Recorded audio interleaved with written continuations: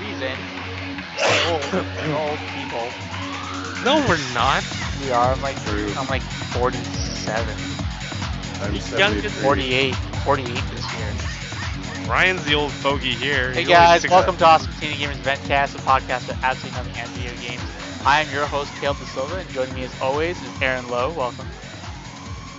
No title? No, Yes. I finally win. face Aaron Lowe. Welcome. And as well, Ryan Truk. Hey. So Before we say anything else, I'd like to apologize to anyone who still listens to our podcast. we don't have to apologize It's been for nothing. 6 months No one since we listens- last recorded. No one listens and to the podcast. I don't care. In fact, I'm pretty sure the first time people will listen to this podcast is when we upload this one to YouTube. Do you guys listen to This it? could be it. I listened to the first one and I just stopped. The host is Oh. pretentious. Listen to ours. Yeah. Yeah, I thought that the co-hosts are worse. yeah, that guy. Anyways, Especially that white guy. it is. It is January 23rd, 2013, and I know we only had 3 podcasts in the year of 2012.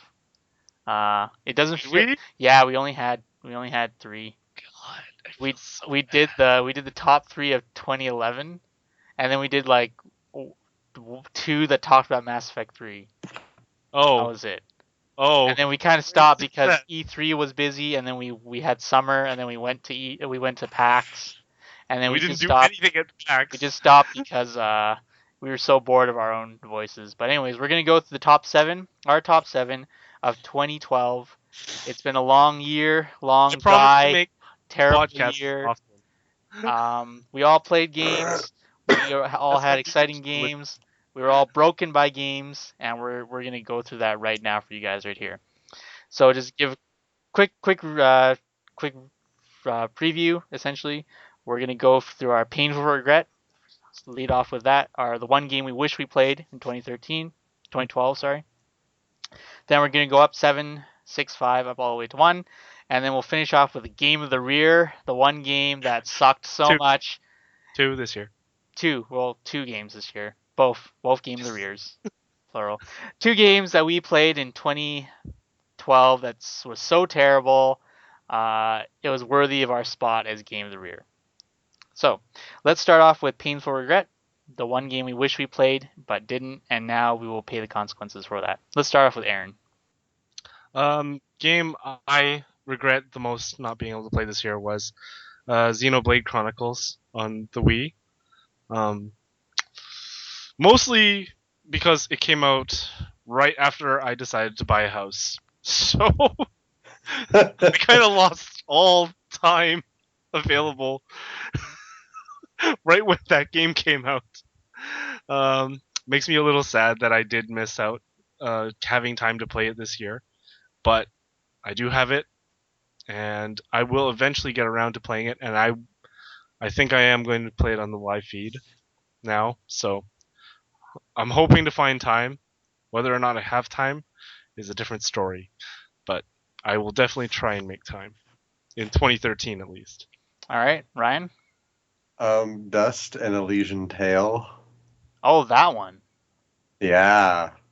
That one looked interesting. Yeah, I've heard the story is really interesting, and like just as someone who likes animation, it is fun to watch.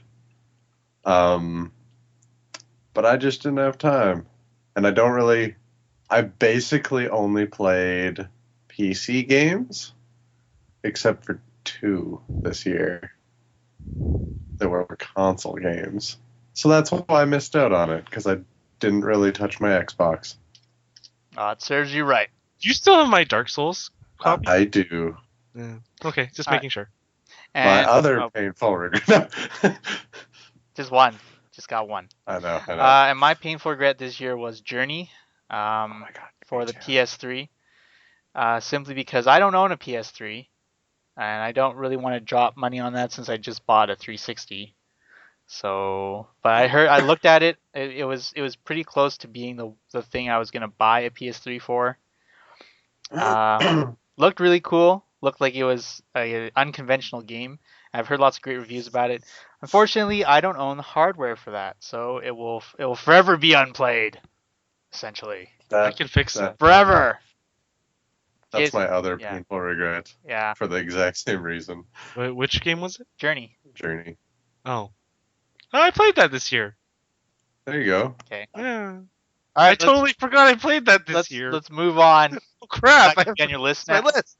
I have to fix my list. Great. Okay. Totally we'll find out forgot. what that was later. Let's move on to number 7 of our top 7 of 2012. We'll just all say our games and we'll go into discussion.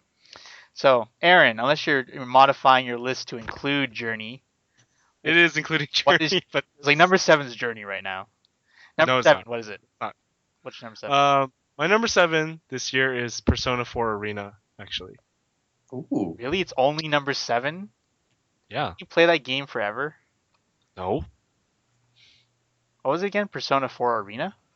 Yes, Persona 4 Arena, the Atlas with Arc System Works made fighting game for PS3 and Xbox 360. Okay. Ryan, what was yours? Mine was Diablo 3. Ooh. What? Okay. How's that still Yeah. number 7? Yep. Okay, I'm hate going to go you. through mine. Mine was Penumbra Black Plague, even though I haven't finished it. Penumbra Black Plague, number 7. Cool. It's also indicative of the fact that I haven't played very many games since Penumbra Black Plague made it to my top 7 list. But Yeah. there. So, since Aaron's the only thing I haven't heard anything about, let's go with Persona 4. What about Persona 4? Well, Persona 4 Arena is the best way to put it is it's a very typical Arc System Works Japanese style fighter. Very heavy on high technical combos, difficult to play, difficult to pick up, much like many other Japanese fighting games. But what it does excel in is that for like probably the first time ever, it's a fighting game that has a decent story mode attached to it. It's not like a great story mode, but there's clear effort put into the writing that you got just by having the Persona 4 characters and the Persona 4 storytelling included in the series. And that really brings it out as a unique sort of game that has a much stronger single-player mode than your typical fighting game does. And that's really what stood out for me, is how effectively well ArcSys Works and Atlas were able to merge the two into a pretty cohesive game altogether. Cool. Ryan, why is Diablo 3 your number 7 and not like higher or lower? Or not even on It the wouldn't list? be high. It would not be higher. Yeah, I kind of but- figured, but I didn't want to say like, why isn't it Cannot your exactly suck 7. worst game ever of all time? Basically, I played it a lot, I think and I enjoyed it for the most part. Like eventually, I just got bored with it. Yeah. But like the time I did spend with it, which was a fair amount of time, I enjoyed. I wish I had enjoyed it better. Like I wish, in some ways, it was a better game. Yeah. But you know, it was more enjoyable than other things I've played. Oh, fair enough. And I think you enjoyed it more than I did because you finished it faster than I did. Like Yeah. I took longer because I was trying to enjoy it more, but that I think made me hate it more. Because I mostly enjoyed Acts 1 and 3. So I didn't even enjoy like the full game. But I liked what they did with the magic, like the skills. Like I found the skills really fun, and I found like building characters in it to be really interesting. But because of how it's designed, that only took me so far because I could try out all those different combinations pretty fast. Mhm. So whereas like, and I don't know if this is a good or a bad thing, but I don't have to replay it as much to do all the things I want, right? good and In my mind, that's a good thing because I honestly don't have enough time to play the games I do want to play. So being able to just try out all that stuff was nice, sure. but it also made me get over the game faster than I would have probably. Mhm. Yeah, I agree. Like for me, it was more the game had very clear optimum things.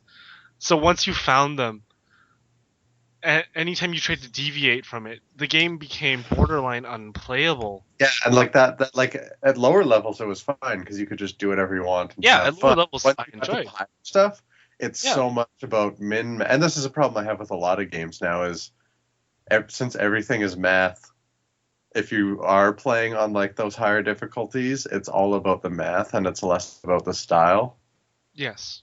So you sort of are forced down a path. But at the same time, if they don't do that, then the game is just too easy. So Not entirely true. I think there are ways to balance it. I think there are ways to balance it, but I think with a They game, didn't find it. They definitely didn't find it. I think the mechanics of that style of game might be too simple to figure that out. Actually, like I think you would need some more complexity. Yeah, that's one of the things I find with the Diablo style of game, that mouse keyboard control that it offers. Yeah, The way it's set up doesn't allow for sufficient complexity to make a good balance, yeah. I think. But that being said, I had fun. Yeah, And that's we what matters, should right? stop thinking about it now because we could go on for forever. Yeah, I'm trying to limit it to 3 minutes a game. So yeah, we'll move on. And speaking of which, BX did remind me something I should explain to all the confused YouTube peoples. The games that we have on our list, doesn't matter when it came out, because Penumbra for me came out in 2008. But it's the first time we played a game in 2012. So you'll find some old games on here, but it's the first time we personally have played a game in 2012, which makes it fresh and interesting for us, and that's what matters, right? Yeah. So anyway, Penumbra Black Plague. It's actually it's more interesting the way we do it, because then you get to see how sometimes old games stack up to newer releases. That's absolutely right, Aaron Lowe. You hear that, people? Subscribe, damn it. Anyway, That's Penumbra Black fine. Plague. I'm going to talk about my game now. So, Just brute forced your way right through I'm that going to one. brute force this. I'm the host. I'm going to use my veto power. Yeah, nothing much to say about Penumbra Black Plague. It scares the heck out of me. I still haven't finished it yet. It's terrifying. I know it's. I can never play Amnesia just after playing Black Plague. I mean, Black Plague has those moments where it's pants sweatingly terrifying, but it also has those very campy moments that kind of weaken it as well. Like for example, the virus that's stuck in your head, spoilers, are are these like it has a really very campy voice. So it's hard to take it as very serious at times. So I don't know if that's part of the game design because it gets kind of lowers your guard and then it hits you with like a shock scare or you're running for your life or whatever. But I like the dynamics, and it came out in 2008. But it's not the sharpest game, it's not the freshest game, and it's certainly not the bug free and clear. But it still holds up today, and it can still terrifies me. So that's the hallmark of a good horror game. He still has nightmares. Still have nightmares. Still haven't finished it. You got to finish that this year. People keep begging me for it. Okay, number 6 on our top 7 of stuff. Number 6, Aaron, go. My number 6 is Mass Effect 3. Who? Ryan. FTL. Was what? Faster Than Light. Faster Than Light. That one on from Kickstarter. The indie game. Nice. And my number 6 was also Mass Effect 3. Ooh. Really? Yeah, Ooh. it was. Huh. Interesting. All right, Ooh. let's talk about the obvious topic here, which is FTL. Ryan. Yeah. Basically, it's a game where you control like a little spaceship, but it's all sort of like menu driven. And you sort of bounce around the galaxy and just go into randomly generated events. Which on its own would be fun, but it probably wouldn't have made my like top list. Yeah. But the thing that I really liked about it was that by doing different things, you could end up getting different ships to start with. Yeah. And every ship has another layout. And basically the way it's set up is each of those ships will sort of provide you with a different play style. So like the best example I can give is the first ship you start with is sort of just like general. You have some weapons on it and you can upgrade different systems. Yeah. And you have a crew of all humans. So you very much go into like a weapons focused mode with that. And then the first ship that I got that was different than that was one where you actually don't directly attack the enemy ships.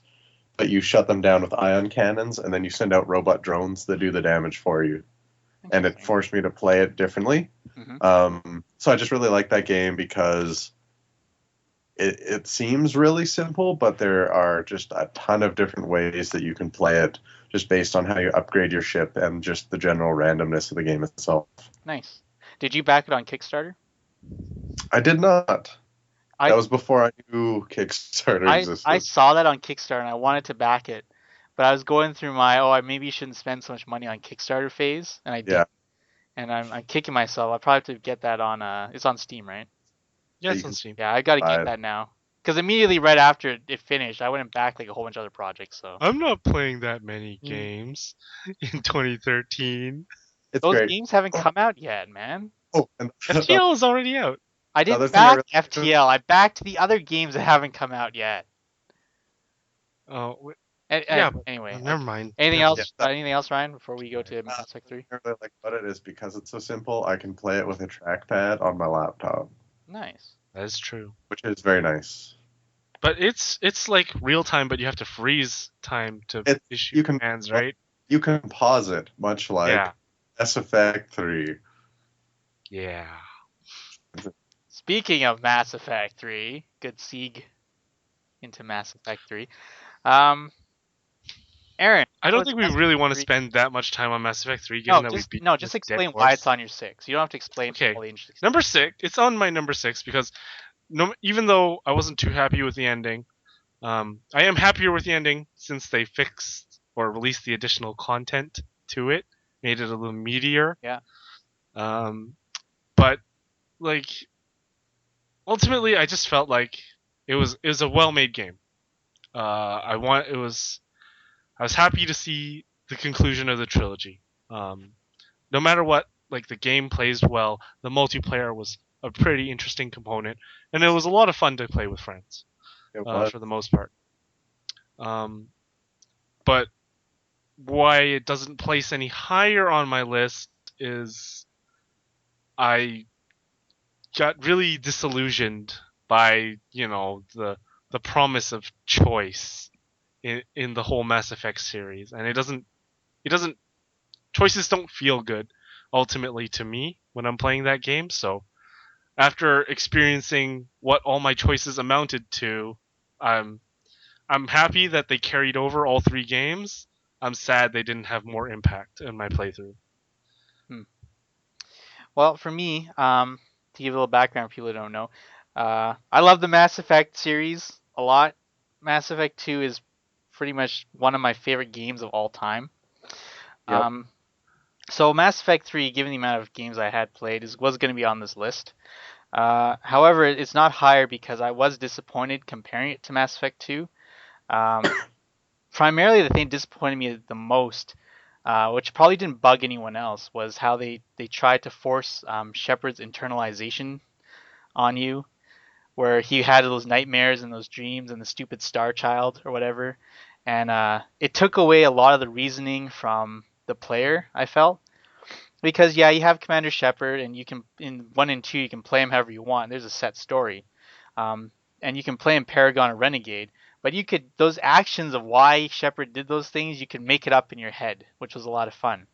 But in Mass Effect 3, your Shepard is going to always be weeping over that stupid Star Child no matter what you do.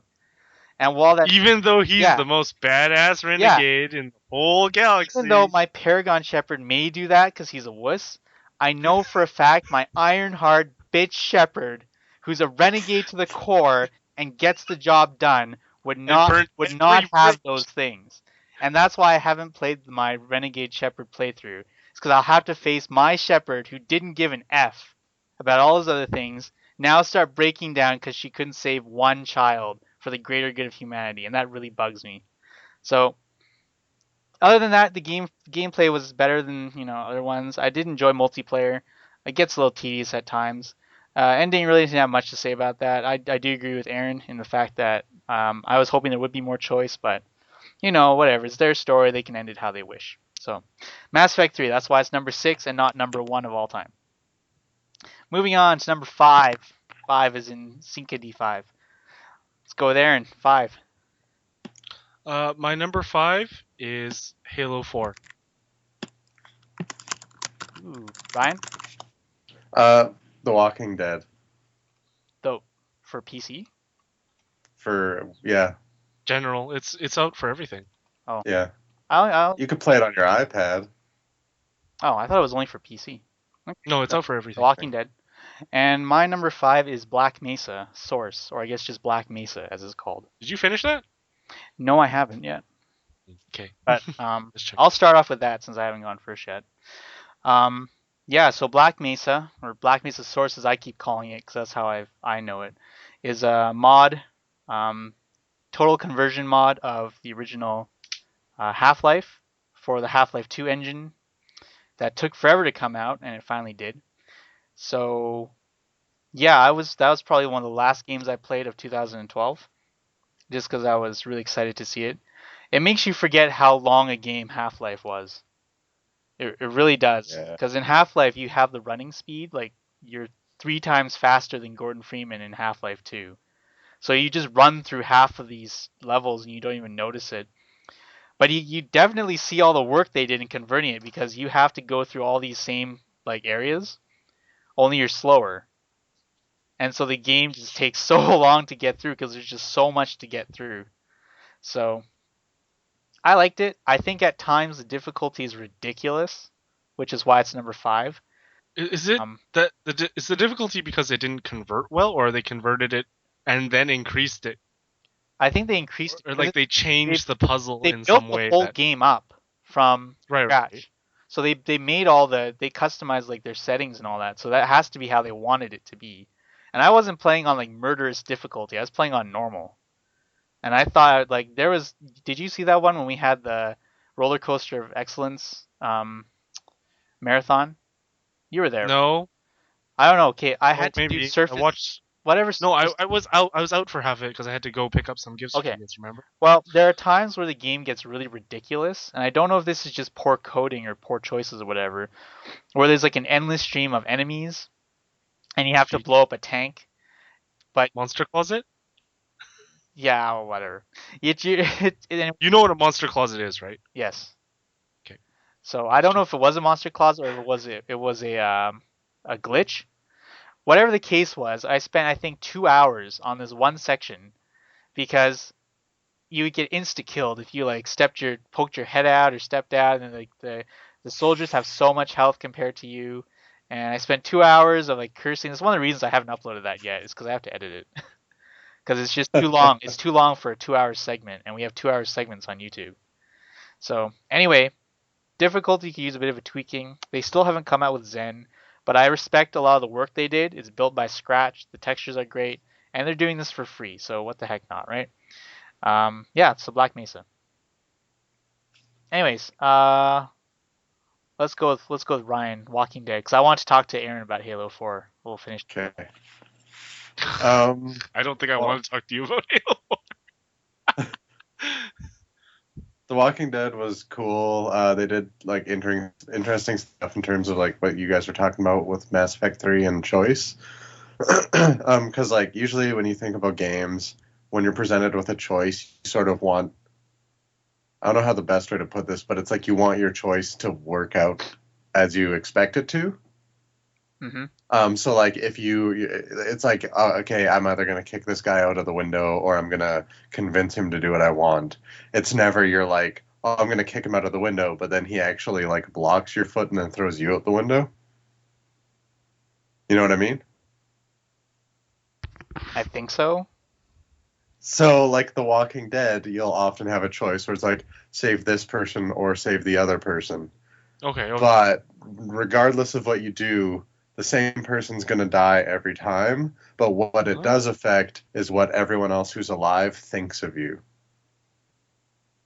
Oh, So the story, you can't really change the story, but you change what you actually did.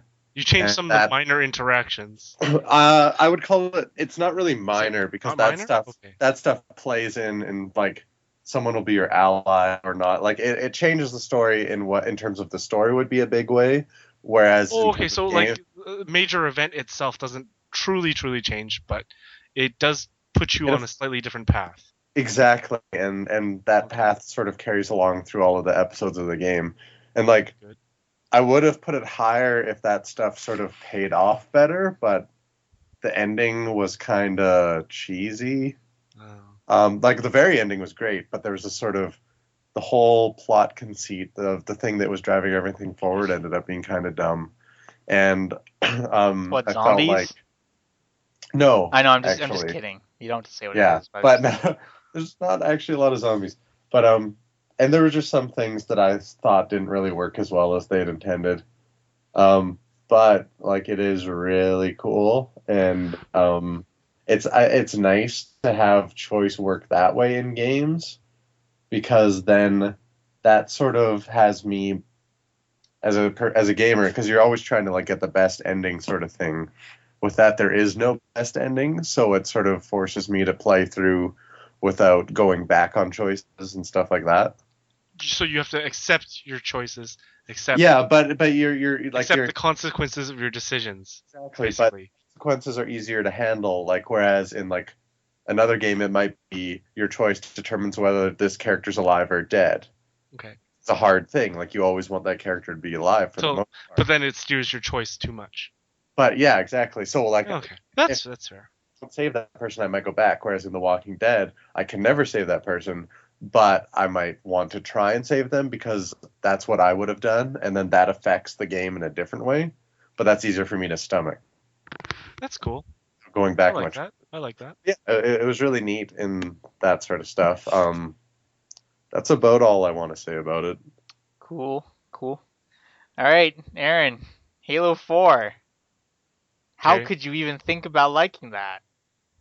Halo 4 is a well-made game. Okay. And the story is much better written than a lot of the previous Halo games. Okay. You may not have liked it from what you saw of it, but it's definitely a much better game than you give it credit for. I haven't said anything about it. I know. So I give it 0 credit. Because you do. Anyway, what else do you like about Halo 4? Halo 4? Well, okay. Like the single player mode is actually quite well made. It's a real shame that like when they first showcased the new enemies, the Promethean Knights and things like that, and they showcased advisor mode, everyone was kind of like, could it be? Is this like an exploration type Halo? Is it maybe like Metroid Prime sort of style? And that's sort of what I was hoping for. Unfortunately, no, it's the same linear structure. But it's quite interesting how they chose to evolve the story. They're still keeping in touch with some of the. I would say it's points that they uncovered in the original trilogy that never really got covered much because you were too busy fighting the Flood. So it's sort of like they're trying to cover other loose ends that were created in the story writing, or at least explore these other loose ends.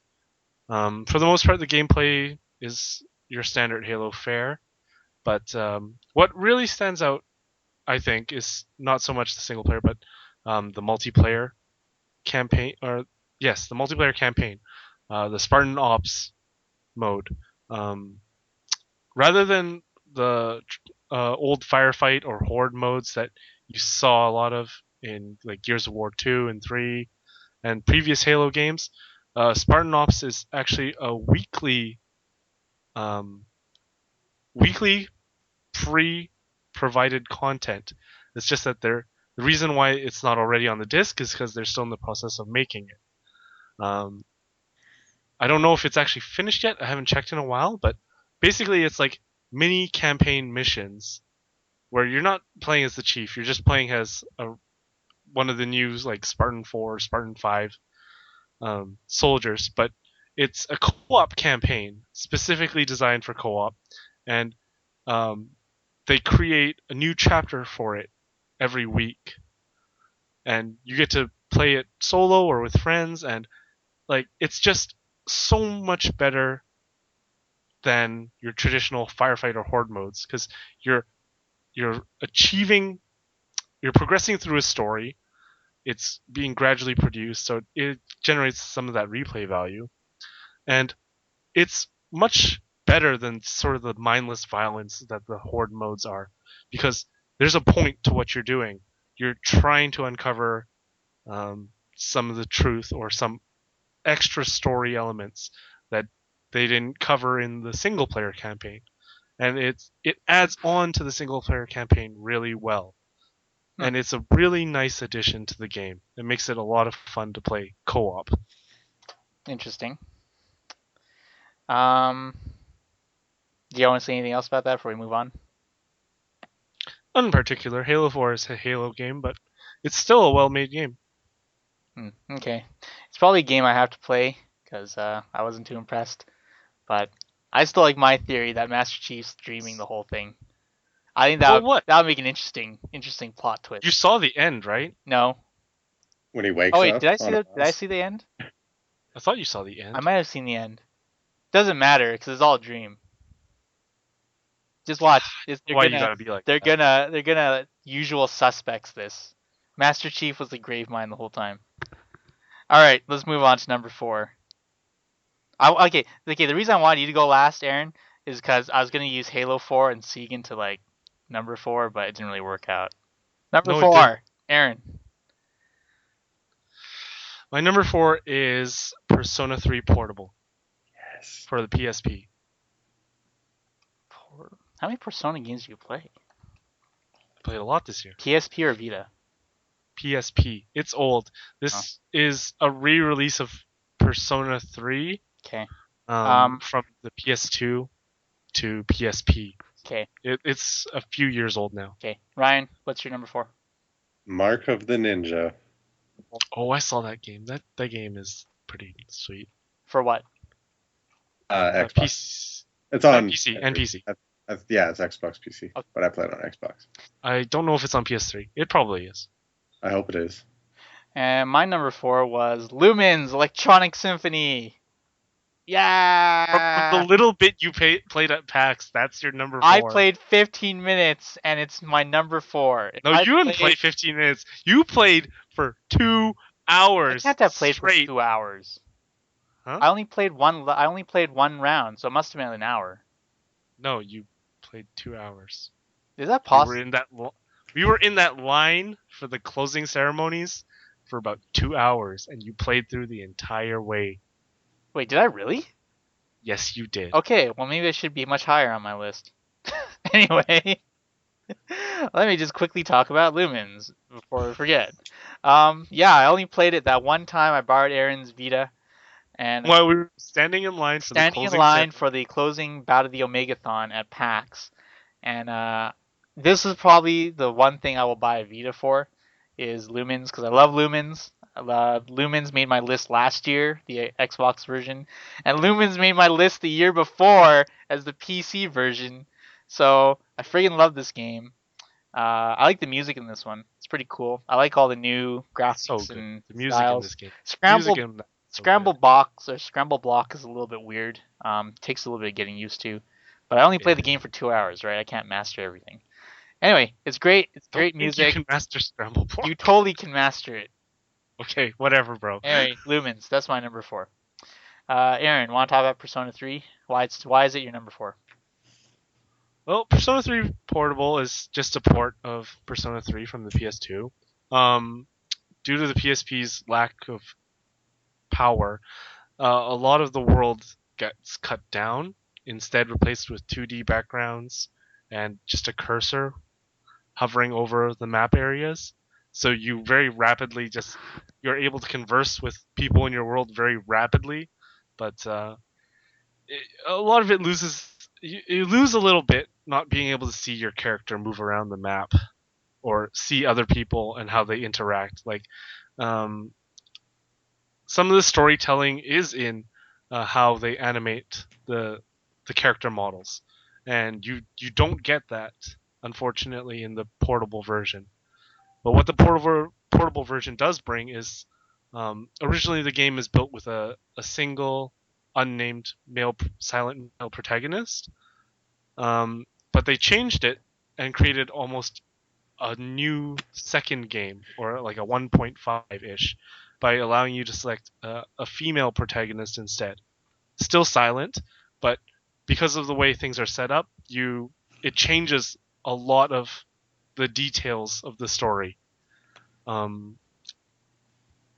Interactions with other characters and relationships you have with them are different because, well, you're not a dude. So it's actually very interesting that they create this. It's another way to play the game, and it opens up a lot of different doors. And let's new people and old people who've already played the game experience just the sort of diversity that the Persona series really offers in some of their storytelling and the choices that you make. Sounds cool. But overall, it's still a fairly standard RPG, but with definitely very, very good storytelling. Easily one of the best stories I've gotten to experience in a long time. Nice. And Ryan, Mark of the Ninja. Why is that your number 4? And maybe tell a little bit about it for people who may not know. Like out there. So Mark of the Ninja is a 2D side-scrolling stealth action game. Oh, it looks so which like usually stealth games are kind of annoying, right? Because there's a lot of like. For you, I love them. I love stealth games too. I'm just I'm building up, but because it's 2D, they can sort of show the stealth information in a way that wouldn't really work as well in like a first-person or a third-person game. So they use the actual art style to convey whether you're hidden in shadows or visible, and like where enemies can see and things like that. But the thing I really like about the game is it's sort of got like, depending on how you want to play through it, you can suit the tools you're equipped with to fit that. So if you want to go pure stealth and sneak by everyone and not kill anyone, you'll get like sort of achievements done that if you get enough of them, you unlock a new suit that changes the whole way you play the game. So like if you go all stealth, you'll get a suit that gets rid of all of your attacks, but you can run silently and carry more distraction items. Or if you go more violent, you can carry more offensive items and you're better in combat, that sort of thing. But the game's just really well designed and really well laid out and thought out, and it looks really nice because it's done by the guys who made Shank. Is this for Xbox Live? Yes. Live Arcade? They used to work. It's also multi-platform. They used to work for you can get it on Cartoon PC Network. if you want to. So like they're traditional animators, and you can really tell in how the game looks. I didn't know it was made by the guys who made Shank, but you mentioned it. The art style is very similar. So it's like it's got the cool art style of Shank, but none of the terrible gameplay. That's true. Shank didn't play too well, but every time I've watched Mark of the Ninja, it looks so good. Yeah, the only thing about Mark of the Ninja was like plot-wise could have been better, but it was fun. So the ending was well made. The ending was really cool, but the plot was almost the plot's not the strongest, but the ending was nice. Yeah, the ending was really cool. So yeah, there you go. All right. Let's move on to number 3, Trio. Aaron, what was your number trace? My third game of this year is Gravity Rush for the PS Vita. Nice. Ryan? My number 3 game is Mass Effect 3. Really? Yeah. Okay. And my number 3 game was Borderlands 2. That I actually played, finally. Cool. Okay. Let's start with Ryan. If you want to quickly talk about why that's your number 3. Main things, like Mass Effect 2 is a better game. Mass Effect 3 isn't that much worse. Yeah. It is worse though, so that's why it's not my number 1. And like you guys, not entirely happy with like what they did with the choices and stuff. Mm-hmm. But I would have been more okay with it if they had hidden the numbers more instead of just putting them out front with the galaxy rating stuff. Yeah. Because that just makes it feel so obvious. But I really liked the Mass Effect universe. I thought most of the stuff was pretty good, even though some of the character stuff was like basically everything. It was basically like Mass Effect 2, but everything was slightly worse. But that was made up for by the fact that I love the multiplayer. So that sort of like pushes it up to 3. Yeah, Well, the I was multiplayer's gonna so well ask made. because yeah, I I didn't care for the multiplayer, but I figured if someone did, it might Yeah. make the game a little bit higher on their list. It also like for me, it's like comparing Mass Effect 3 to like other games, I still feel it's way better than other games. It just pales in comparison to like Mass Effect 2. Okay. I I would take a mediocre BioWare game over like a lot of other games I agree. Yeah, I because of agree with you there. stuff like how well they write characters and stuff like that. That is true. Uh, And if not for what I played this year, I probably actually would have rated it higher. I would rate higher. It might have placed higher, but this year has a good juggernaut. all right, Aaron, Against want it. to talk about Gravity Rush? So Gravity Rush is a brand new IP produced for PS Vita. It was one of the, I guess you can consider it somewhat thing of a launch window game, but that's partially because the Vita had kind of a really slow launch. It's functionally best way to put it is an action adventure game. It has a very, very large open world for a handheld game for you to explore in. And one of the big things about this game really is its ability to explore. The open world in this game is absolutely gigantic by many standards, not just size or like not just like a large area per se, but it has a huge amount of verticality to explore too, which I didn't really expect. Like it goes much further than what they even show you, what you're able to see, and it's all one continuous world, or at least they made it feel that way. That everything is just one big continuous world. There's like very, if you really want to, there's actually no loading. You can move between every large area seamlessly without any loading screens, and it's actually very impressive. The art style of the world, and just the amount of effort they put into designing the game and its premise. Unfortunately, combat in the game is super simple. You have basic attacks, and then you get the main character's gravity boosted powers, like a gravity kick or sort of like a homing charge attack, things like that. They're not very complex, but that's not where the game excels. The game excels in a pretty decent and interesting storytelling with an very, very strong art style, with the shell shaded world design, the sort of, I guess it's also a French cultural sort of design as well.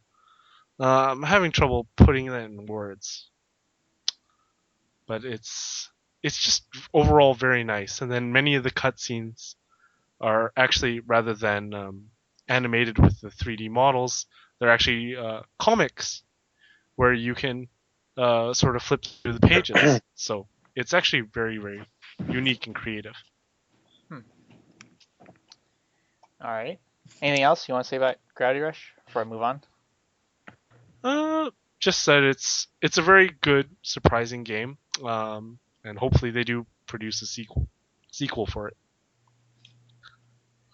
See, in the future, that will be where we put our shameless plugs for advertising. Or be like, I think Gravity Rush, you buy it now. But we're not advertising yet, so.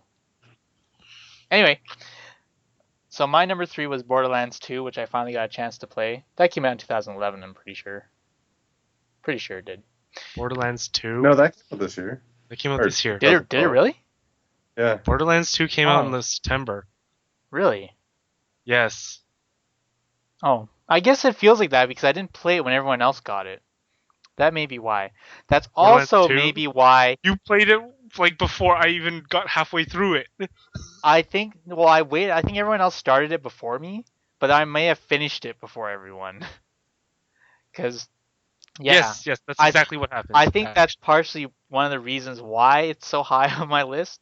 Because I remember with the first Borderlands, a lot of that was just me following Jeff, who was level 40 or whatever, just running ahead and way killing above us and everything, and doing all the objectives, and I'm just running behind, wondering what's going on.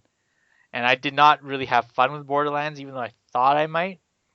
So I played Borderlands 2 entirely by myself because there's only one Vault Hunter and he was alone. The rest of them died, uh, despite any contrary rumors that other people you have. just don't go online. I One was person against I was looking world. to play One the whole person. time.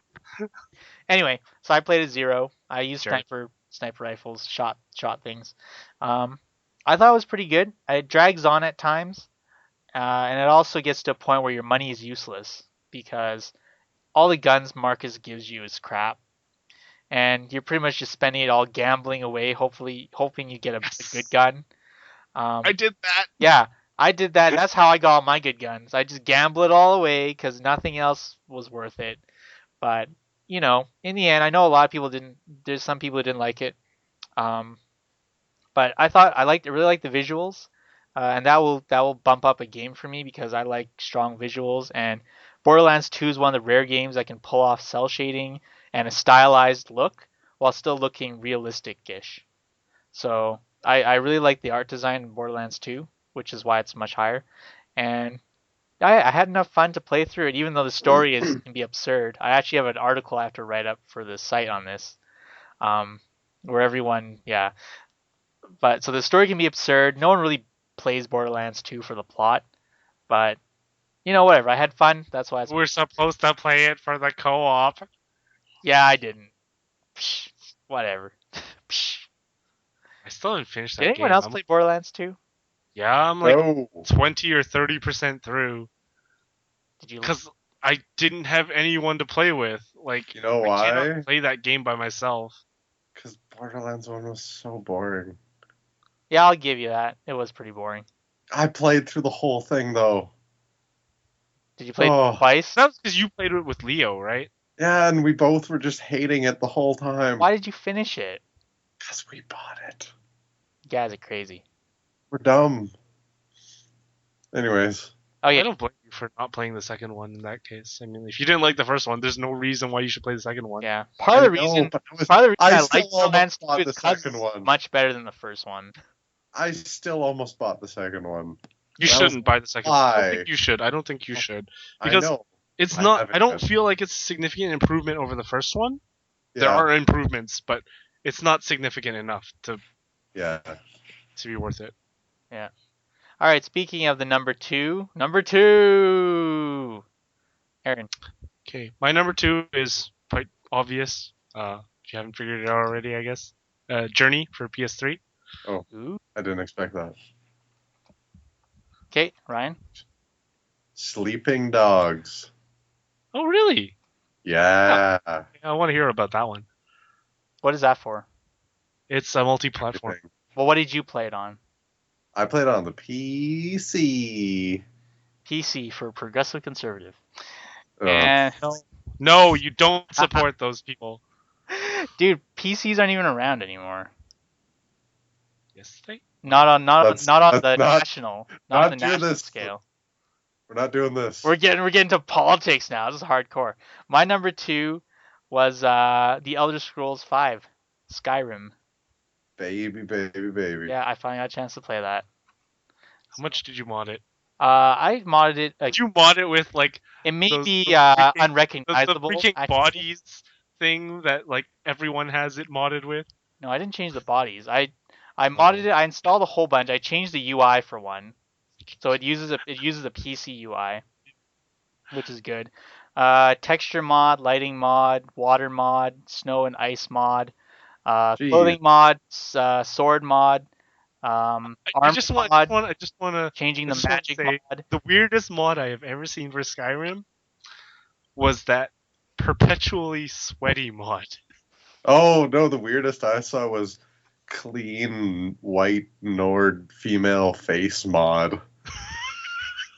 I don't know. Perpetually sweaty is kind of creepy. I imagine that some people install both of those. Yes, I am.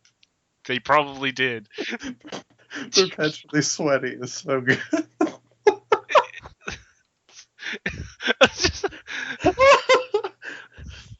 Yeah, there's a lot of I mods. just imagine this big Nord man just constantly sweating and screaming. Okay, anyway, so yeah, Skyrim. I didn't get a chance to play. This was actually my painful regret from last year was Skyrim. So I did end up getting that, and so I did end up getting that, and it was a lot of fun. Like I got Heathfire and I got Dawnguard. I believe there's one more coming out pretty soon. But Dragonborn. Dragonborn, yeah, Yeah. one more coming out. But I love Bethesda games. Like Fallout 3, I finished every single quest in Fallout 3. And with the first Oblivion, I modded that to heck. I played that a lot as well. So Skyrim, I naturally liked it just because I like pointing in a direction, walking and finding out what's there, which is a lot of fun. And I thought they did a really good job. It looks great. It's a great looking game even before the mods. And yeah, Peter gave me Heathfire for Christmas, or I guess during the Steam sale, which is pretty cool. You get to build a house. Have kids. I accidentally sent my companion to be my steward though, so I had to find a new companion. I think my game glitched. It wouldn't let me take her back as Lydia? Yeah, Lydia. There's lots of bugs with Lydia. Yeah, she just ran up, was like, "Hey, this is a fine manor. I'll be your steward." And I was like, "Sure, let's just figure out what this does."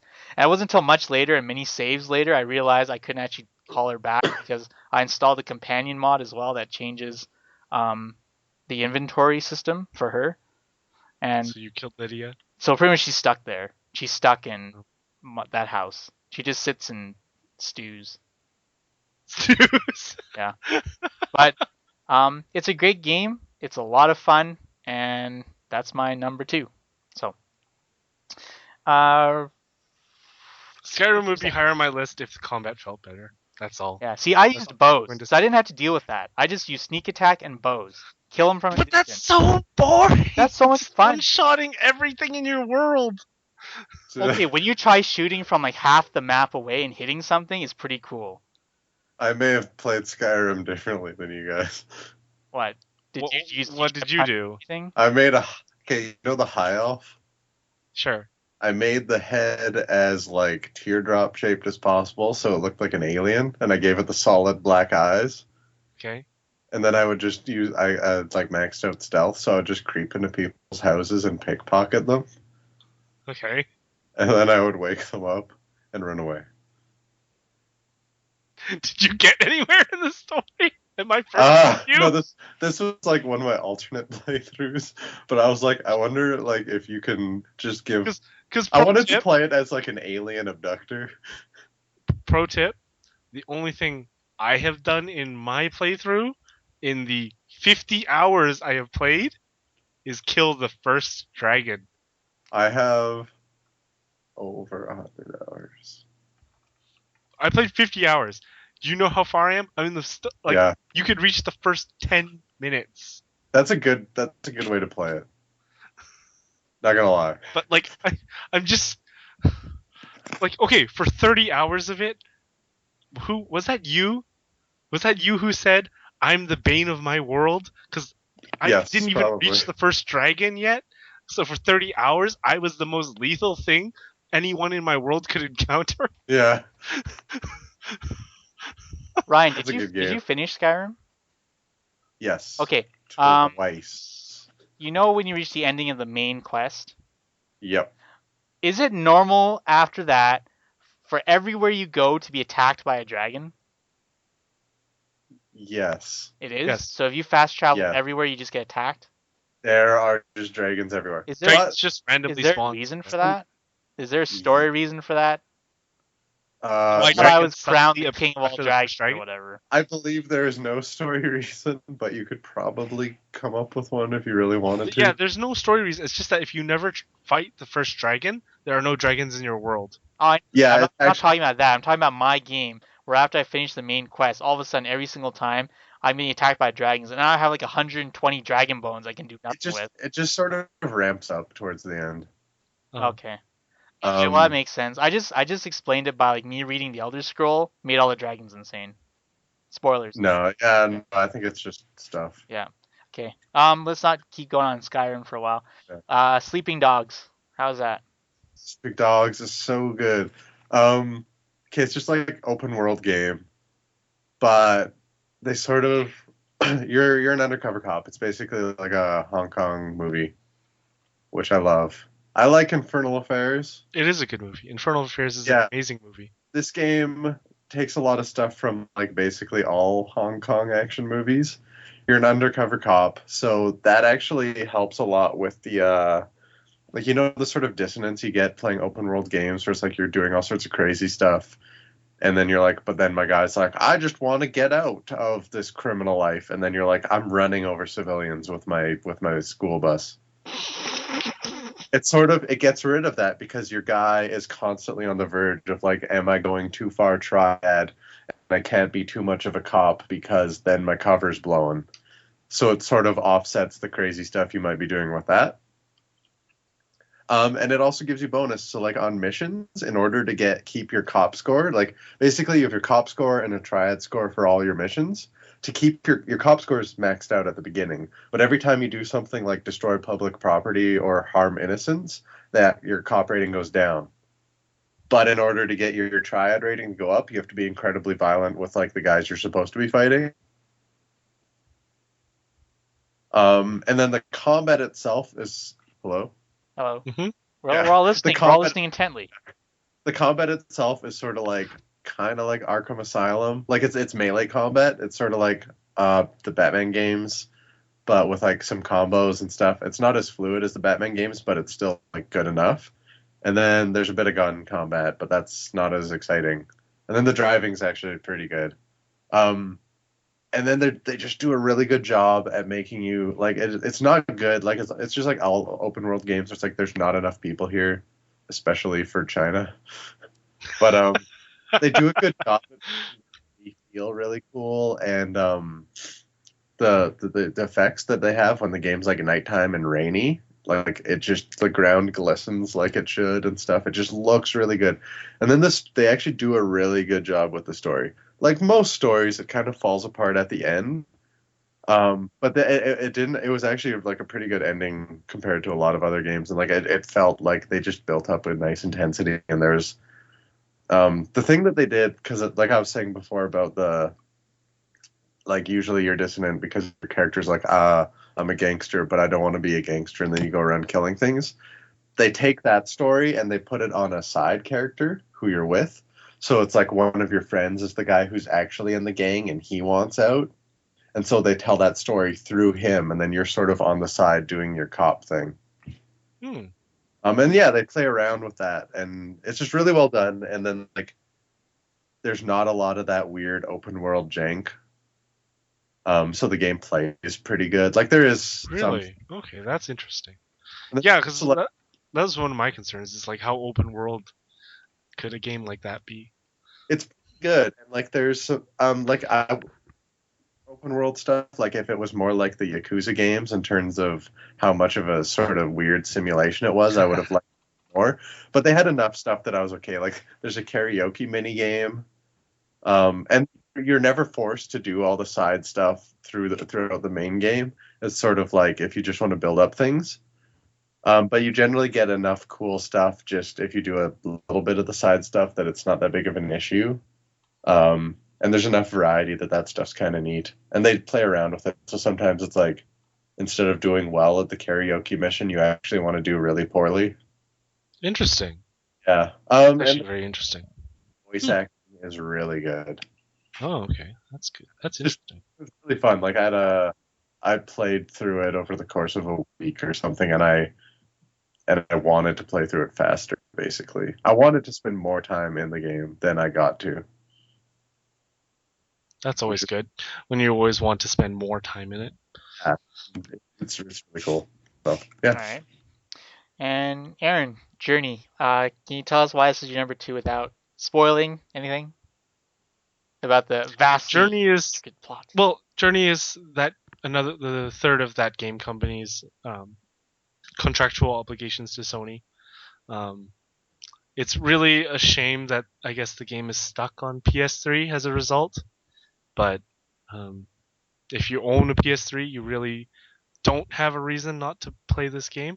It's a very short and sweet experience. The art style is very heavily stylized, and it's very crucial because every little detail in the maps, in the areas you visit,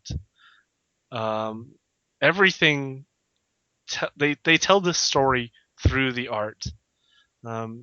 Even at some points where it'll fade to what appears to be like a mural sort of or an ancient carving, and they use this, and just by looking at it you understand what the story of Journey is and what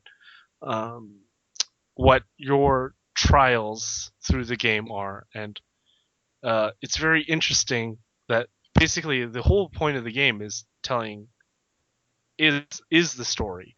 But there are no words here. There's nothing to tell you what's going on in particular. But you just look at the world, you play through the game, and it just naturally comes to you, and that's a really good feeling. It's very, very innovative and surprisingly intuitive, and surprisingly, it creates a good emotional range. Like the story is very strong and able to tug your heartstrings effectively. Did you talk about the multiplayer stuff? Oh, I haven't talked about the multiplayer at all. You're right. Did you try with multiplayer? I forgot. Well, multiplayer is just an always-on sort of thing.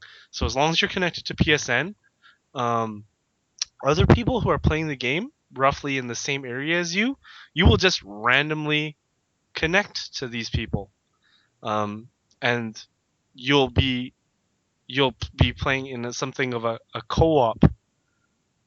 It's not really cooperative, I want to say, because there's no point in the game and nothing really changes that you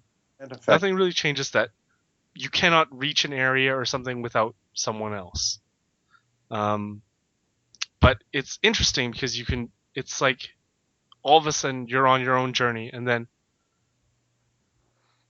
then other people are there and they're on their journey, and you see them and you interact with them in the game for a while, and then sometimes you just disappear, or they just disappear, and you're all by yourself again. And that's what that goes a little into the emotional range that I'm talking about Journey. It's able to evoke those sort of things out of you just by playing the game. And it's not a very long game. It's only like a few hours long at best. So it is definitely worth playing. It is a very heavily stylized and fulfilling game. Cool. Did you hear Jeff Gerstmann's story about Journey? No, I didn't. It involves the multiplayer and like how that game can actually affect you. This doesn't really spoil anything, but there's a part in the game where you are just sliding down a giant sand dune for a long time. Mm-hmm. And he had gone through most of the game up to that part with a person with him, and they got to that part and they both jumped down on this dune, and he was doing much better, so he's going way faster than the other guy. And when he got to the bottom, he's like standing there like no one comes. And he waited around for like 15 minutes and his buddy never showed up. And it like affected him so much that he just turned the game off and he can't go back to it.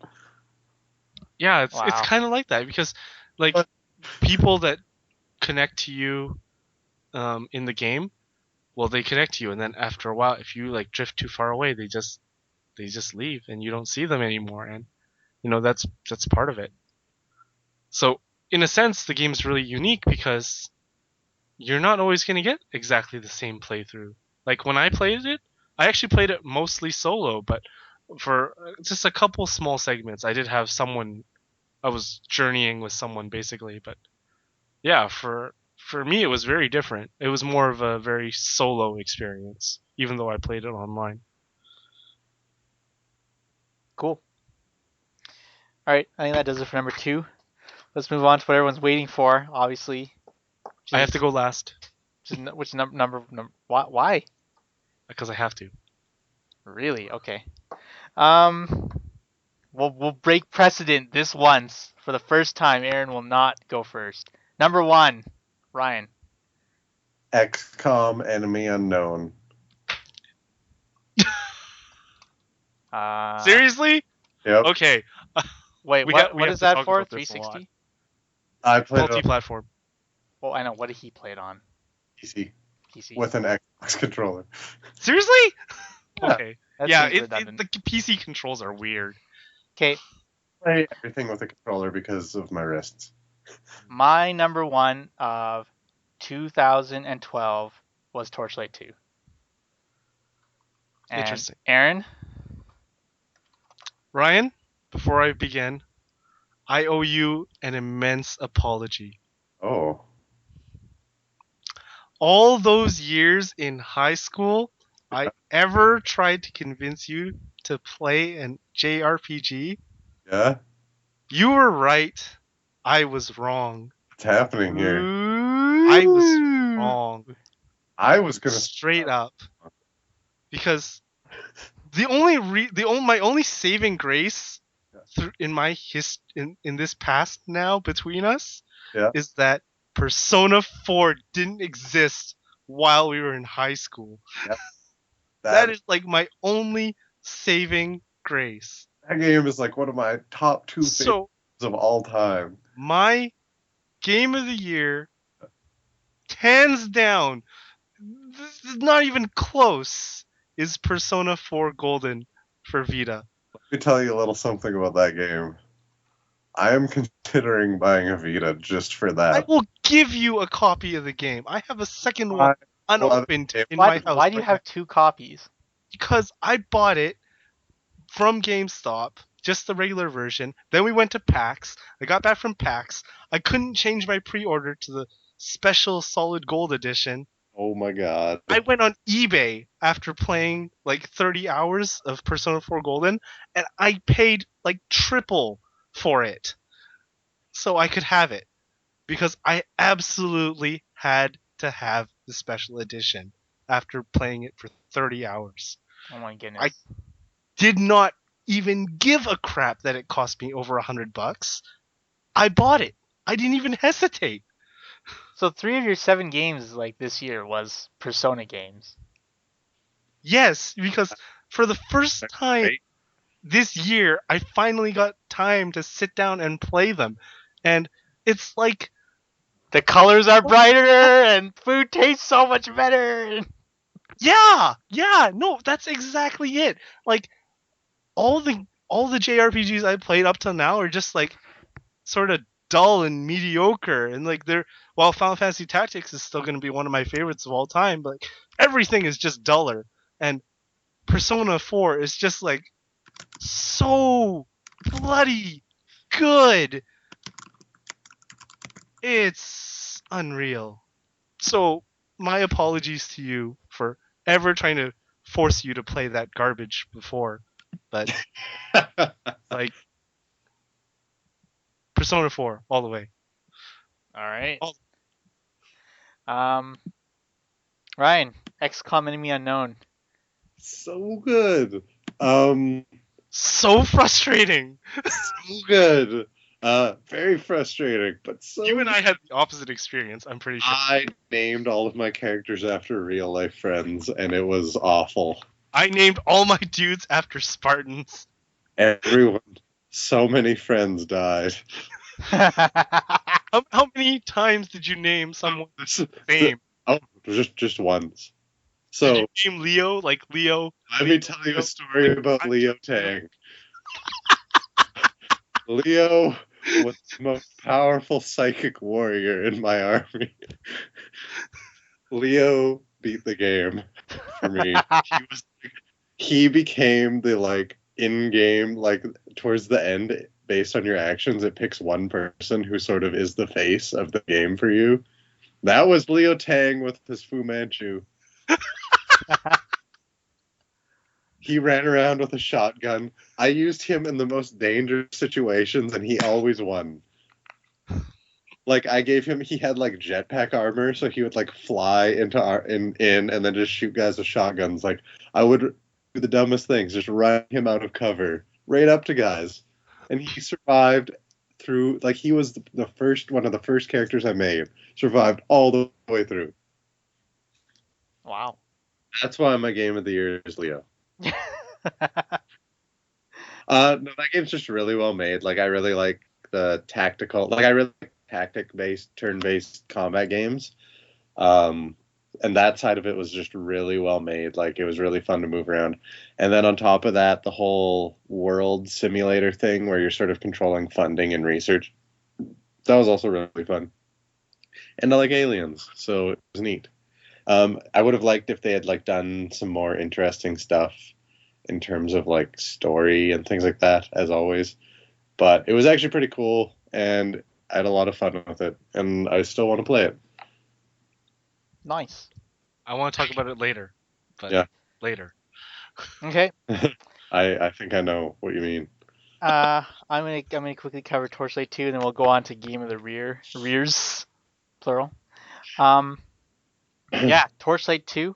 I love the first Torchlight. It's one of my favorite games. I had never played Dungeon Crawler. Diablo. I hadn't played Diablo 1 or 2, so Torchlight was my introduction to the whole genre. I loved it. And then I played Diablo 3, and then I played Torchlight 2, and I have to say, I think a lot of Torchlight 2 is just how it looks. Because art style, I really like the art style of Torchlight 2. I had an Ember Mage that didn't use any weapons. I was able to build an Ember Mage that didn't use any wands or staffs or anything. I had her completely spell casting and all that stuff.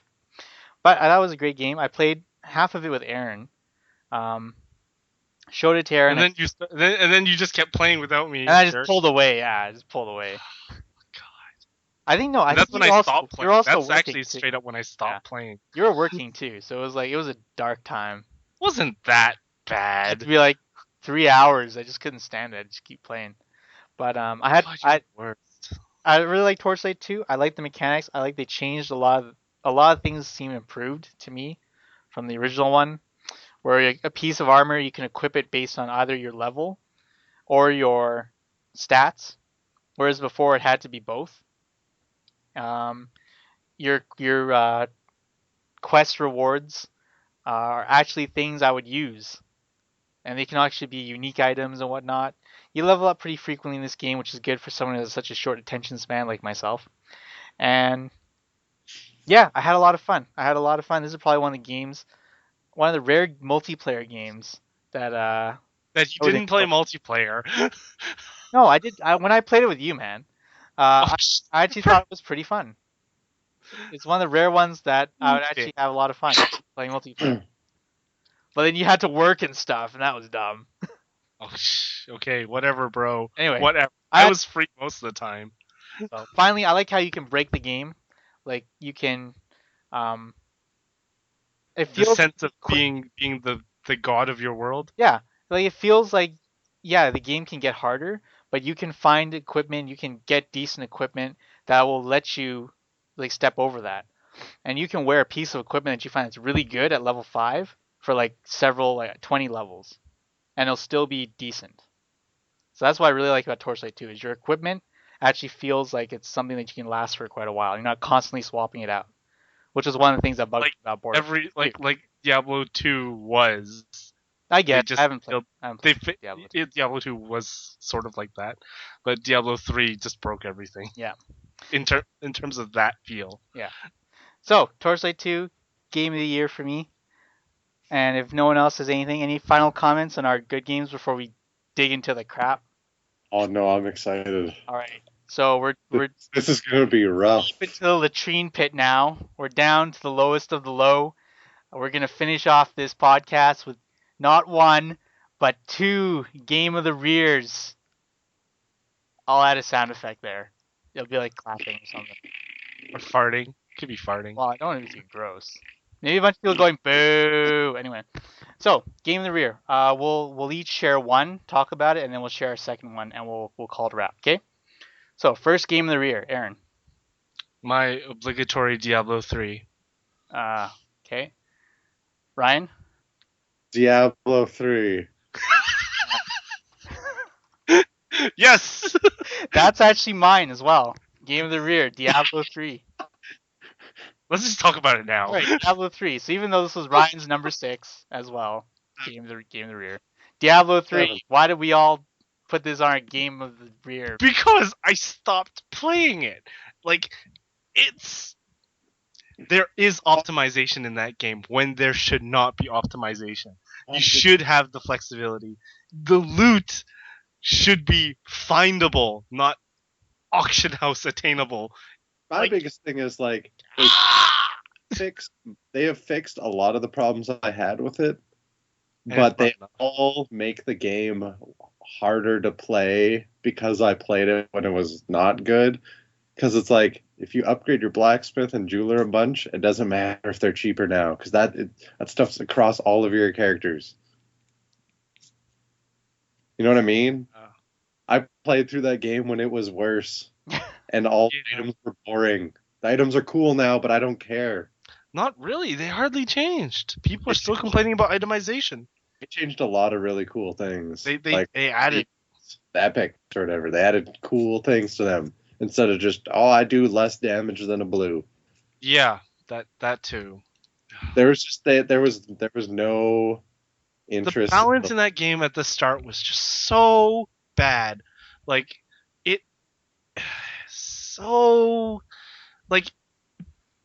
my Demon Hunter. I don't understand why a game that is mostly cooperative, hardly any PvP. They finally got dueling in the game like a couple weeks ago, and the like- classes don't really work well together. classes don't work well together. It's just like who clears the fastest. Well, yeah, and that's sort of the way the game always was. well, but I just yeah, think- okay, but That's a problem. That's like make it new. Like, you know what I mean? no, not just that. One of the things is, yeah, it's who clears the fastest, who does the most damage, sure. But one of the other things is just like, because you had access to all these skills, you were every build at once. So you never had a weakness to your build. Like, lots of builds, even they tried to cover up the weaknesses, but there's ways to beat them. When you can just switch your skills, things like that, you clear an area, like, because you don't have that weakness, there's no real reason to, like, I want to co-op with my buddy who's got, like, this Necro who can, like, create this CC wall in front of me to keep mobs back so that I can auto. Like, that kind of synergy. It's not there. Because I can just change my skills and I'll just roll my way out of this crap. Or spin my way through it. Or something. So Yeah. so out of curiosity, what's the farthest you guys played with it? Like what level did you get?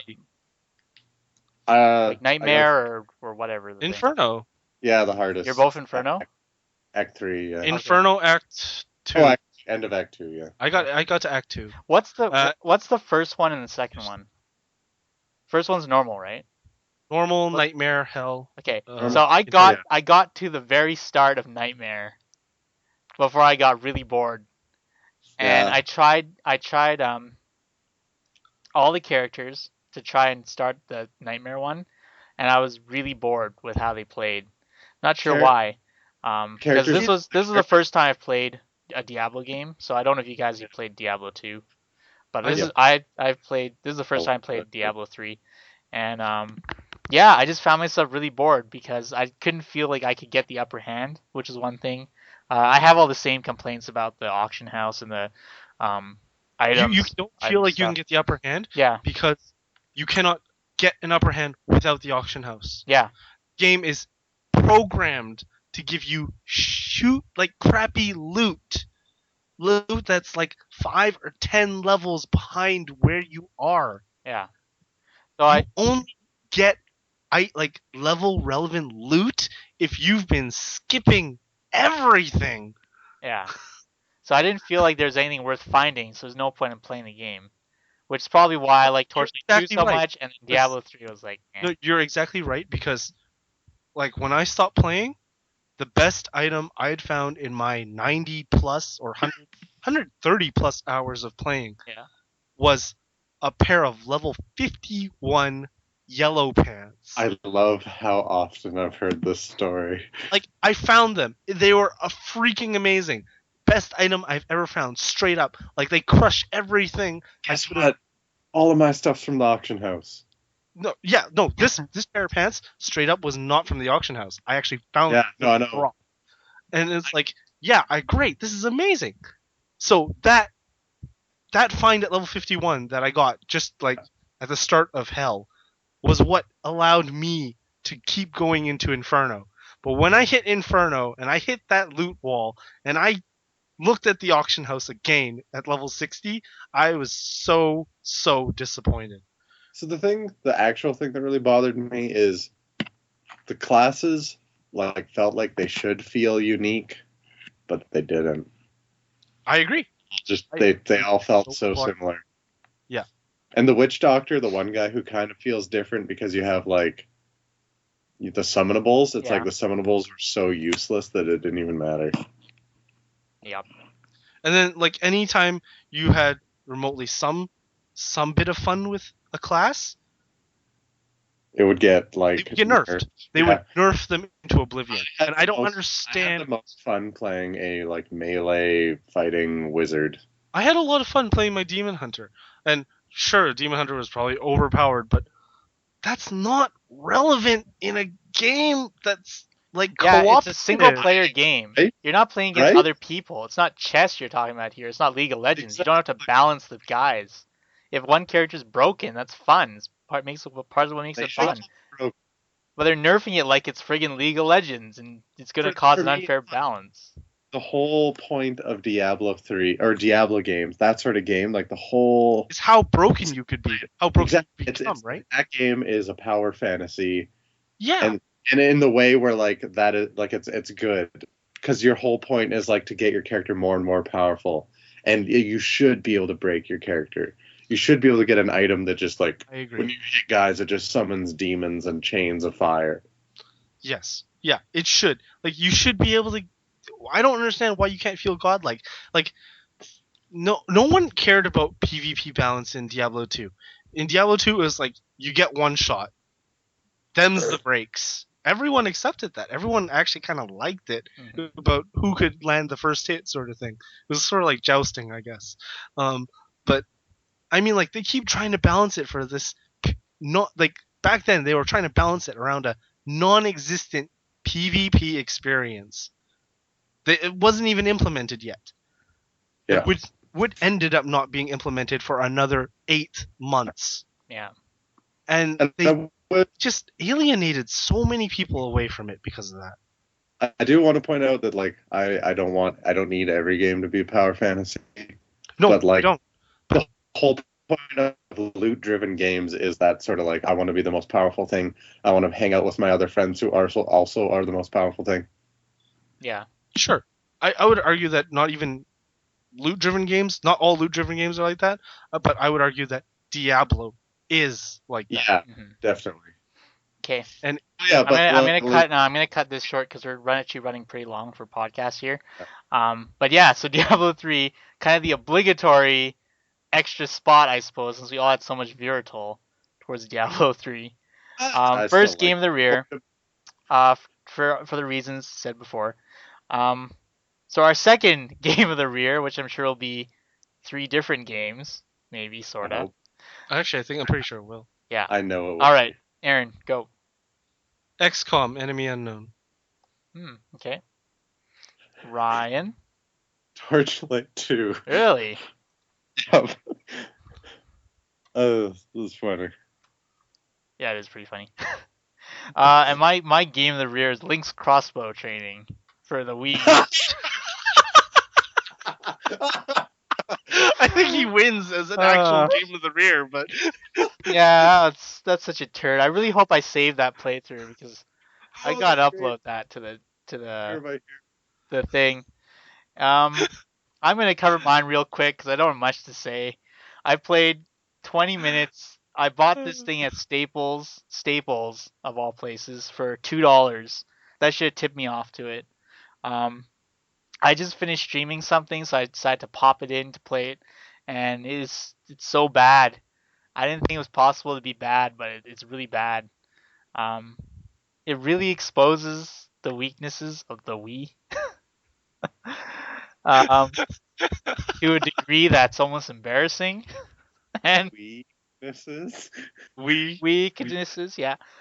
I don't know. I don't even want to talk too much about the controls of a friggin' like throwaway game here, but yeah, I don't understand why you can't have your your aiming be the joystick. You have to actually physically move the stupid thing around, and it's not very precise. Like if you want to turn left or right, you gotta move the cursor to the left or right of the screen instead of just move to the left and right of the screen with the joystick, which would make sense, right? You keep your motion control in the middle. Like this is just basic, shooter rails garbage. And the thing is, there's 10 levels of this. There's 10 levels of this, and there's 3 sections for each level. And it's like I got through 2, and even then it was like, oh, wow, that's disappointing. Good thing Link didn't have a crossbow in the game. So yeah, that's my game of the rear. Link's crossbow training. Yeah. Aaron, XCOM. okay. I hate XCOM because I got freaking RNG'd out of that game 10 times in a row. Yeah. Like, people say great tactical game. I don't get it because I had my snipers and my guys with shotguns and my guys with assault rifles shooting through freaking walls all the time. Like literally, that doesn't even make sense how that shot hit that enemy. I just randomly hit that guy. Okay, whatever. And then like I'm taking cover and my guy gets headshot. Like 100% of the time. It's just like, okay, like one of the issues with the way some of the tactical games that do exist is that the counterattack phase or your enemy turn phase is actually stronger for the player than it is for the person whose actual turn it is. The reason being, some loose mechanics will allow like your hero unit to counterattack an infinite number of times. And they fix that in XCOM by you having to actually use the Overwatch ability to ensure a counterattack rather than an attack. Mm-hmm. But one of the weaknesses of the system is that you have to spend your turn to use Overwatch. So you get a counterattack that has a reduced accuracy, so you may or may not hit. And you do that because counterattacks are generally a little safer than your charging forward attacks, where you position yourself so deep in enemy territory and then you just get ambushed because, oh, I didn't see around this fog of war. Crap. So I tried to play very, very defensively and very, very safe for some of the playthroughs. And it didn't matter because I would take cover, the enemies would just focus fire a single target, and the cover would get destroyed, and then my guy would die, or he would be under like partial cover, and it didn't matter. They just ignore the cover. They'd actually just straight up kill my guy or something. And then when I tried to be offensive in the game, I'd run up with a shotgun, point blank miss, and I'm just like, how did you miss point blank with a shotgun? Or like I just get like randomly critted from across the map from a target I couldn't even see. And then some of the mechanics, some of the strategy was very loose. Like I encountered a level very early on in one of my playthroughs where the enemies all spawned on raised elevation, and there's only 2 ramps up. And unfortunately, like, you actually had to dip down into a bridge, into a lower section of bridge area, before you could climb back up into the raised elevation area. And I didn't have any vision tools at that point in the game, because I wasn't aware what the map looked like. I did, like, in a different playthrough, I had a high level sniper that had sight grenades or things like that that gave him vision, and if I had that sniper in that map, I might have had a chance. But the map required me to eliminate all enemies on the field, even though it was a VIP rescue mission, and I could not siege this raised elevation with like 2 alien dudes on it because I sent 2 guys there. They both got headshotted and died. And then I'm like, well, I only have 3 guys left in my team. So I'm cautiously creeping up. And like, I send my biggest guy in first. He's at 2 HP from full after sending him in. And then I finally get like the other 2 guys to sneak in behind him. And I use this poor guy as a tank and he dies. And then I finally clear the mission. And I'm just like, I just lost 3 of my best guys for absolutely nothing that could have been prevented if the game decided to give me a sniper, because I can't choose which of my dudes are going to level up into what job. I didn't get a sniper this playthrough. Like, I just got RNG'd out of that game so hard. I could not believe it. I actually started 10 files. Not one of them is successful. Like some of the earlier ones, I died because of bad mechanics. Like, I didn't know I needed to really get more satellites up across the world to increase my income. So I had a great team, no income, no upgrades. Tried to make progress in the story, got wiped out. Didn't matter. Next time I'm rushing satellites. Doesn't matter because my team gets critted and dies, and like, try again, and I just got so frustrated trying, I just gave up. I actually had a really good playthrough where I only lost 1 country and all of the other ones had 0 panic. Really? Wow. My first playthrough, I lost all the countries. I actually, like, straight up, I was just borderline game over. Yeah. All right, we're coming up close to the time limit here. So Ryan, Torchlight 2. Why are you a terrible person, and why do you hate it? Basically, I was disappointed in it for like basically the exact same reasons as Diablo 3, except I was more disappointed in the way the game was more boring in terms of what I was doing. Like, it was Diablo 3 without any plot at all. Like, at least Diablo 3 had some story pushing me forward. The story stuff in in Torchlight 2 was just Diablo 2, but less interesting. Like, it's the exact same story as Diablo 2. Did you play Did you play Torchlight 1? I did. Okay. Which was the exact same story as Diablo 1. Oh. Well, it's made by the same guys, so. Yeah. Which is fine, but those games, I guess people do find them mechanically interesting, but I need a reason for what I'm doing when I play games. Yeah. And I find without that reason, it just gets really repetitive, and I really notice the repetitiveness of the world. Like, the best parts in Torchlight 2 were the instance things, like when you're in that werewolf lumber camp, just things like that. Like, I thought that was cool, but like, all of the characterizations, all of the plot was just really terrible and boring. Yeah, Torchlight 2 is not strong on that. I love the art style in that game, but then, like, actual characters and things, I was like, that's just like a topless person or whatever. I'm like, why is that in this game? And why? What character did you play? I had an Ember Mage, which became my main. Yeah. Which, once you figure out that one of its, like, that game did a good job of the, like, I'm so powerful thing. Yeah. Because I basically had one spell and I would click that button and everything around me would die. Was it the elemental bolts? No, it's the one where like there's the 4 pillars that move around you. Oh, I had a different build then. Yeah. But yeah, that thing is just insane. I played all the classes, but that one was probably my favorite. The Outlander was fun too. Like I had a good time playing it, but honestly, it felt like, and it is cheaper than Diablo 3, but like I felt it had a lot of the same problems. Like they both feel like they took separate paths, but neither of them fixed the problems with either path that they took. That's fair. Like Diablo 3 simplified everything and then sort of ran into problems with that.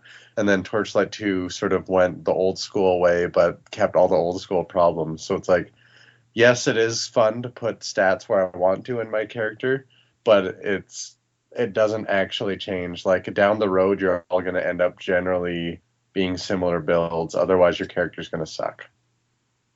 You're not really unique. You're either just better or worse. The big thing for me about Torchlight, It's why like pet buying stuff from the shop. the pet buying stuff was nice, but big thing for me, like in these games, why Borderlands 2 and Torchlight 2 didn't make my list, is basically just these are co-op games to me, and for the most part, like everyone I know either played them by themselves, Caleb, Yep. or just cruised ahead and cleared the game so bleeding fast that like. And the reason I cruise ahead like that is because there's no plot keeping me going at a pace.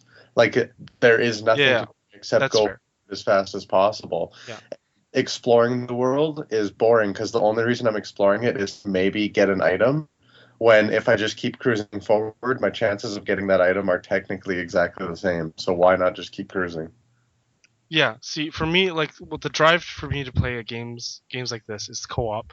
You know, it's like, oh, what did you get for loot? Oh, well, I got this for loot, and oh, we can like, it's sort of like that little bit of competition and chatter, and just that little bit helps me get along and helps me enjoy these games, and it definitely extends the life of them. But like, I didn't have people to co-op with, so.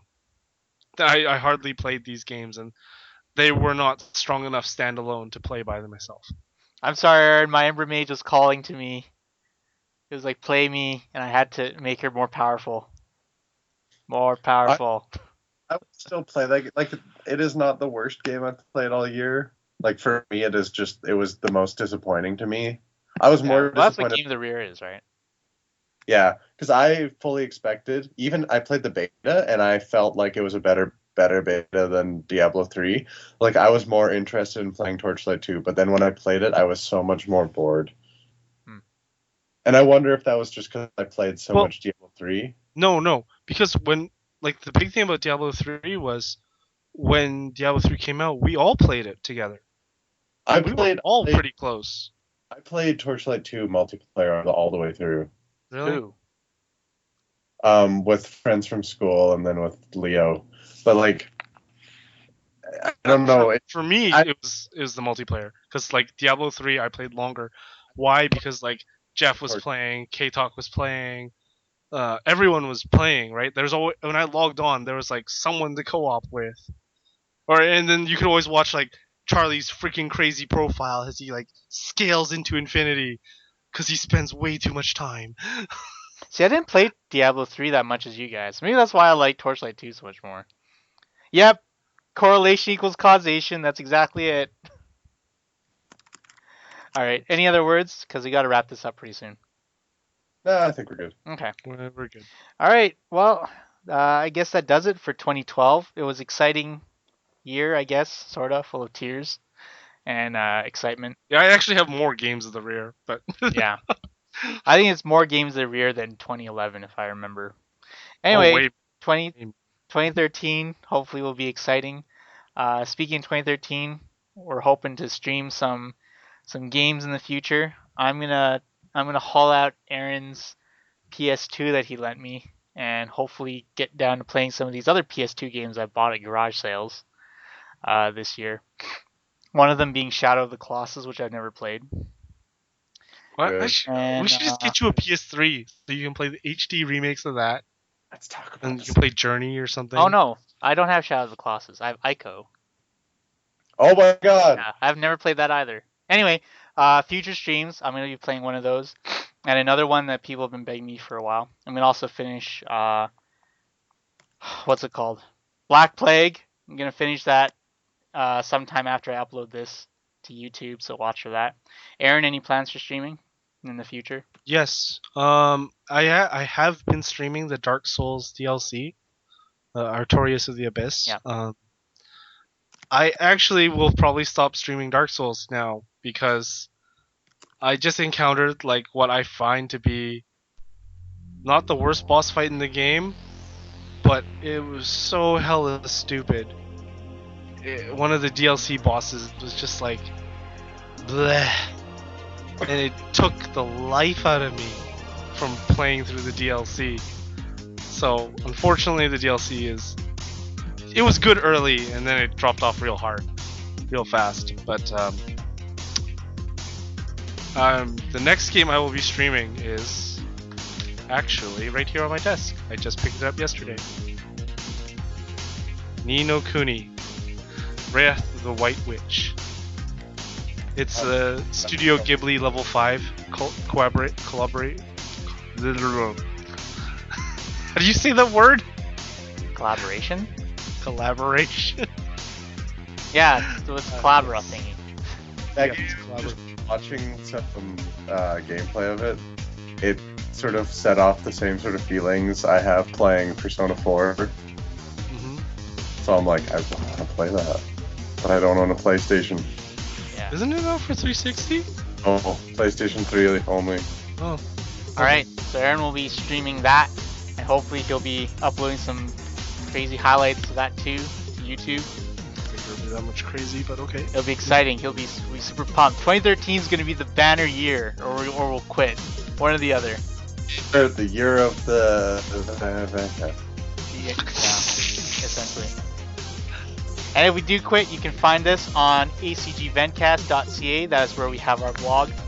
We're there. We have one staff member who posts things. I may post some stuff. Aaron may post some stuff too. It's kind of there because out of necessity.